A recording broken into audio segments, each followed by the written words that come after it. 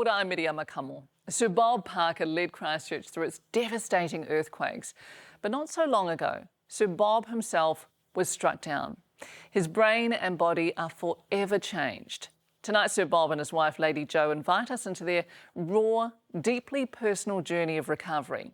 Plus, we have a medical breakthrough, a warning for the young, and the advice that could save your life. Jahan Casanada has this exclusive story. Do you get nervous when you go in front of a camera? Sure. There are times you do. I still get nervous too. Do you? I'm a bit nervous now, to tell you the truth. Good on you. Glad to hear you telling the truth about it.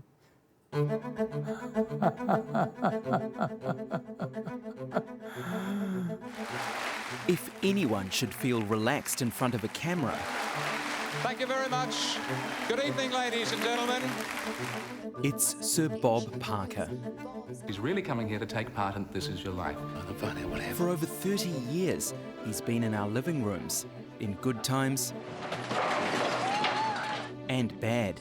I've just declared a state of emergency. After rebuilding a shattered city, he now faces an even greater challenge, rebuilding himself. Is the old Sir Bob, the real Sir Bob, still there? Yeah, that's what's very cool about this. I haven't lost my husband. You haven't? No. Hidden away in central Christchurch, Wow. an old warehouse converted into a chic apartment by Sir Bob Parker and his wife, Lady Jo. We sort of cut back the concrete floors, put in some ceilings, you know, it's become home. A few good parties here over the years? There's been a few. The pair first met on stage. They were in a play together. I played the lead female and Sir Bob was playing the lead male. And what did you make of him? I thought he was pretty handsome. I thought he was quite articulate. They got hitched in 2007, the same year Sir Bob became the Mayor of Christchurch. His tenure would be like no other.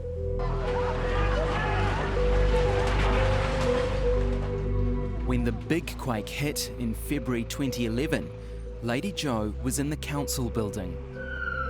It was quite spectacular being up on the 7th floor because we could see dust rising and all of that noise and all of the car alarms and, you know, everything that had fallen down around us.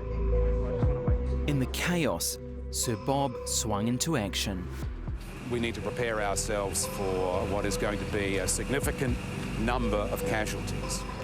His voice is very distinctive. People know his voice in New Zealand, and through the earthquakes it was very calming. We all must work together. People said to him and through social media, you know, we just need to hear your voice.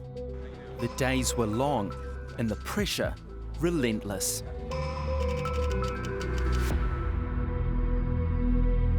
The Japanese that died in the CTV building, their families came and sat down with Bob and basically said to him, how does it feel to be a murderer? Which was quite devastating for him. They needed to say that to him. They needed to say it to a leader of this city, that you're responsible for the people of this place. And he knows that, but he's also a human being and can only handle so much, you know? What was the toll of his leadership? In hindsight, I think there was a huge toll. In 2013, Sir Bob stepped away from politics, exhausted. I really did want him to stay healthy and fit, and he was doing it. He got a treadmill and he was walking, and then when it was a nice day, he'd be out in the park. On a Monday morning last October, Lady Jo went for a run in Hagley Park by herself. And I came back at 9 o'clock. I heard this little tapping, and he was actually under the table on the floor. Sir Bob had had a massive brain bleed. It paralysed him. We have no movement whatsoever on the left-hand side of his body. So he's in a lot of pain. Tell me about the last 6 months. It's been a bit tough, hasn't it? I had a few health challenges to do with... What would they be, Joe? You see, not only has the stroke affected his movement, it has also erased much of his life's work. So Bob, shall we take a trip down memory lane? How does that sound? We have a group of 4 very, very beautiful, lovely young ladies who've just had the joy of meeting Princess Diana. Can you tell me, what did she say to you? She said, "Thank you very much." Do you remember this? No. This is you presenting a TV show back in the day. Look at those glasses. Yeah, I had some huge glasses. Thank you very much. Who's that? Who's that? The star of... The star of it is you. That's you. Is it? Yeah. Who would believe that? Does he know who he is? Yeah, so that's the question. You know, he's not completely aware of himself. What are we seeing here? What's going on here? The Christchurch's new TV channel. Yes, the building fell down in the earthquake. Did it? Yeah, the CTV building. This is you on the day of the earthquake. Really? Yeah. Look at that. And honestly, this is the worst possible. The concern is how far back in the building it actually is. Do you remember any of this or no? No. You became quite famous for your orange jacket. How come that became so famous? It's because you were on TV every day, leading the city. Did you enjoy looking back at those old clips? I did. That was cool, thank you. So Bob, I have to ask, why did you agree to do this interview? That was a good opportunity to do this for a personal task. As you can hear, I don't always speak straight. I'm just what I am. There are about 11,000 strokes every year in New Zealand, so that's 1 every 45 minutes. Joanna Lambert, head of the Stroke Foundation. A stroke is effectively a brain attack. There's 2 types of stroke. There's a bleed or there is a blood clot. Both of these reduce the amount of oxygen that gets to the brain as well. And as a result, that part of the brain gets damaged and the cells can die. And if the cells die, then there's permanent loss of function as a result. In the next decade, we believe that stroke is going to increase by up to 40% in New Zealand. One of the big causes, high blood pressure. We have this silent killer in our bodies that we aren't aware of. And until we are made aware that we have high blood pressure by having a blood pressure check, we are living with effectively a bit of a time bomb going on in our bodies. On Wellington's waterfront, Put your arm through the hole. locals are getting free checkups. The reason why more people are having strokes is because of the lifestyles that we lead. Lack of exercise, too much salt in our diet, high sugar in our diet, people are working longer hours, stressful jobs. All of these factors contribute significantly to stroke. I doubt you've had more than a few hours sleep since the quake, if any. Yeah. You're going to have to take it easy soon, aren't you? I think we all have to think about that and be sensible. And look, I got actually 5 hours sleep last night, and that's like a month's holiday right now, and that was a huge sleep. So I'm not doing too badly. What was it that happened for Bob? You know, was it the stress of politics? Who knows? But I do know that he asked a lot of himself. And maybe that's just over time taken its toll. Sir Bob's lifeline to his past is Lady Jo. Oh, Baba. Oh, baby. Hello. Bob and I have been together 20 years, so we've been through a lot. Do you like this one? He's a real rock for me. Look forward to seeing Joe each day? I do. He's my favourite in my whole world. Joanna is everything for me. It's a wee bit cold. Just the smallest movements of his fingers, his arms, he's just in so much pain. I'm going to start with your foot, Bob. Some stroke survivors have a remarkable recovery in the first few months as their brains heal. That didn't happen for Sir Bob. You don't wake up each day feeling like today is going to be a great day. Just wake up each day not really knowing what it'll be like at all. What advice would you give to others who are going through a tough time? I can't tell you much other than to say, I'm with you, friend. After months in a care facility, Sir Bob comes home for daytime visits. And so just a long black? It's about staying positive, really, and having purpose, because he'll regress quite a lot and he doesn't care about the things that I want him to care about anymore, you know. Only yesterday he fell out of bed because he decided he was going to get up and then forgot that his body wouldn't work, you know. So he's still going through a lot. And I realised that he was in the right place now. In a facility? Yeah, I think he needs to be there. And I'm dedicating this song to Sir Bob because I know that he loves the Beatles. Imagine there's no heaven. He's got this pure emotion. It's easy if you try. So all of that emotion is now just there, and it's a beautiful thing. Imagine all the people living for today. Behind that beauty, a sobering warning for all of us. People that are young and fit are having strokes and heart attacks too, you know? What's going on? Coming up, the doctors were just telling me, okay, you've just had a stroke. the science bringing Kiwis back from the brink. We removed the clot, saved their life, literally. And later, what's next for Sir Bob and Lady Jo? We're just on a new part of our journey, you know, and I'm up for it.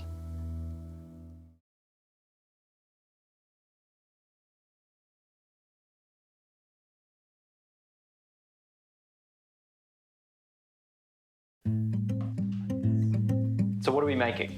So we're going to make my chunky chocolate chip cookie. For Seanoa Ilawa, the kitchen is her happy place. I'm currently running a business called Noah's Eats. I sell a homemade cookie with a little extra chocolate in there. She's making a name for herself on social media and around Auckland. You're going to give out the recipe on national TV? Oh, wow, no. Top secret. Top secret. Top secret. You wouldn't guess it, but at just 25, Seanoa had a brush with death. Tell me about the day of the stroke. What do you remember? I'd just gone into the bathroom and I'd finished. I'd gotten up to open the door and my body just collapsed. My body was just numb. In my head, I was thinking, I don't know what's happening, but what I'll do is I'll just unlock my phone, I'll call my partner. Her brother climbed through the window before calling an ambulance and heading to hospital. And the doctors were just telling me, okay, you've just had a stroke. I bawled my eyes out.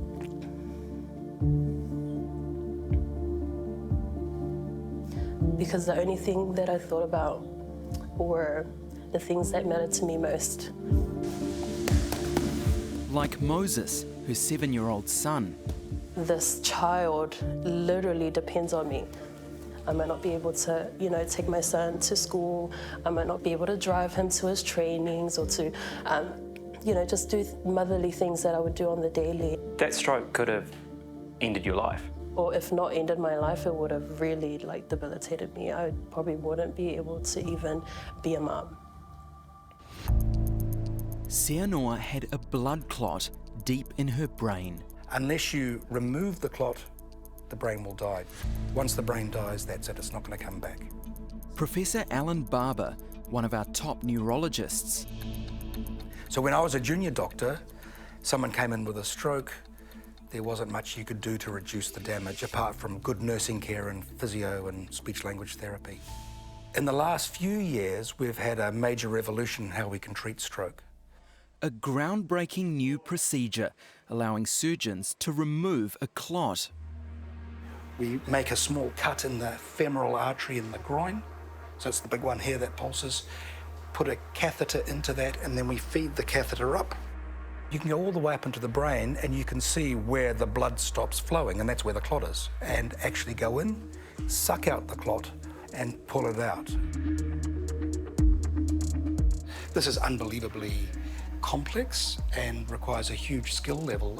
And the results, well, they're stunning.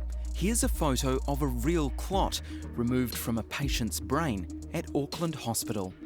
So you need people to get to hospital as soon as possible. With that clot, you're losing 2 million brain cells a minute. Wow. The longer it takes to get to hospital, the more brain that dies, the worse you're going to be. When the surgery goes well, it's transformative. Someone goes home the next day, normal, who could have been staring down the barrel of a life of disability. So that surgery totally gave you your life back? Yeah, pretty much. I went in that night as a stroke patient. The next morning, I was moving. You were back to normal? Yeah, back to normal. Seanoa has regained the use of her whole body. I'm gonna live my life to the fullest. I feel like it was God giving me a second chance. So what am I gonna do? Oh, I'm gonna grasp it with 2 hands and I'm gonna run with it. Alan says Seanoa's story is a cautionary tale for young people. I would see someone in their 20s with a stroke every 2 or 3 weeks. I would see someone in their 30s every couple of weeks. I see multiple people in their 40s every week. Some people have an irregular heartbeat, putting them at a higher risk of stroke. For others, the biggest warning sign is high blood pressure. Take a seat. Over here? Over there, that's the one. And even if you're fit and healthy, Put your arm through the hole here, palm facing up. you could be in for a surprise. These results had better be good. Unfortunately, it is a little bit on the higher side. What? Is it? Just for this reading. Now, the thing is, your blood pressure does go up and down throughout the day. After a few minutes, we did the test again. So that's good. It's still a little bit on the high this side. one? Yes, Oh, no. yeah. Well, that's not good. No. What would be your advice? My advice is that you go and see your GP, get some more readings done, and see whether this is a consistent result. So nothing to stress about? I wouldn't be stressing just now, no. But I would definitely be getting some more readings and thinking about, you know, what changes you might make in your lifestyle. 75% of strokes are avoidable. Making small adjustments actually make a big difference. It's been 8 months since Sir Bob Parker's stroke, and Lady Jo is determined to look after her own body. Go, get those legs going, get that up, get that up. Today, checking her oxygen levels. Well, I've been pretty latched on to my patterns with sport and exercise and being healthy because I'm of no use to him if I'm not well. It's okay. Well done. Hey, Bobby. I didn't expect to have a husband in a care facility, that's for sure. Hey, how you doing? Waiting to see you. Cool. You look good. And I'm not always sure what I'm walking into when I walk into the room to see him, you know. What, you got new socks? Where did you get those? Anger or love or, you know, something thrown at me because he is just super emotional. Sir Bob's stroke was caused by a brain bleed, so the clot surgery we showed you would not have helped him. He didn't die. and he's fought through some very difficult times. We're just on a new part of our journey, you know? I don't know what this journey is going to be for me, but I'm up for it. I hope that he keeps positive and wants to explore new things with me. Thank you. I'll get a taxi and we'll go somewhere and we'll do things that are just trivial, like champagne and fries at a bar or something, you know, just because we can. He might not even really be inspired by that idea, but when he gets out, it's great to see him happy and just take his mind off himself a little, because he's caught in this body now. Although part of his brain has died, there are moments when Sir Bob's memory comes to life. I never saw myself as a leader. It was certainly a big job.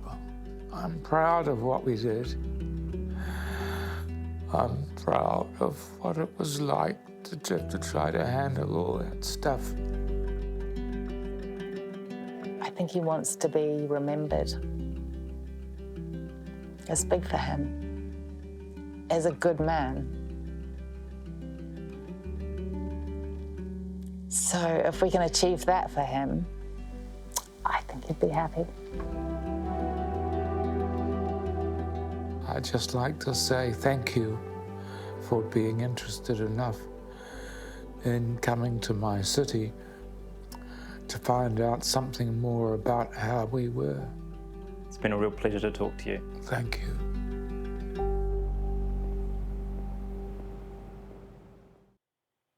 Ai, te rangatira ngā mihi.